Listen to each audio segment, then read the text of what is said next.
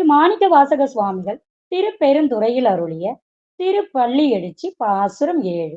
அது பல சுவையன அமுதன அரிதற்கு அரிதன எளிதன அமரரும் அறியார் இது அவன் திருவுரு இவனவன் எனவே எங்களை ஆண்டு கொண்டு எங்கெழுந்தருளும் மதுவளர் பொழில் திரு உத்தர கோசமங்கையுள்ளாய் திருப்பெருந்துறை மன்னா எது எமை பணிகொளும் ஆரது கேட்போம் எம்பெருமான் பள்ளி எழுந்தருளாயே.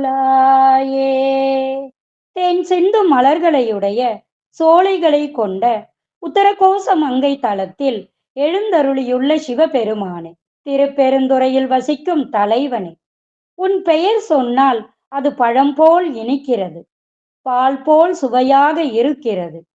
உன்னை பற்றி தெரிந்து கொள்வது என்பது சிரமமானது. உன்னை எளிதாக பிடித்து விடலாம் என சொல்கிறார்களே தவிர தேவர்களால் கூட அதை செய்ய முடியாது. உன்னுடைய வடிவம் என்ன? இவன்தான் அவனோ என்று அனுமானிக்க திணறும் தேவர்களுக்கே காட்சி தராத நீ என் நிஜ வடிவம் இதுவே என சொல்லி இதோ எங்கள் முன்னால் இருக்கிறாய். எங்களை நீ என்ன செய்ய வேண்டும் என்று நினைக்கிறாயோ அதை செய் என்றே உன்னிடம் கேட்போம். எம்பெருமானே, நீ எழுந்தருள்வாயாக. மிக அருமையான கருத்துடைய பாடல் இது. எது எமை பணி கொள்ளும் ஆறது கேட்போம் என்ற வரி மிகுந்த சிறப்பை கொண்டது. கடவுளிடம் இதை கொடு அதை கொடு என்று கேட்பதை விட எது சரியென்று படுகிறதோ அதை செய் என்று கேட்பது மேலான கோரிக்கை அல்லவா? அவனுக்குத்தான் தெரியுமே நமக்கு என்ன தர வேண்டும் என்று.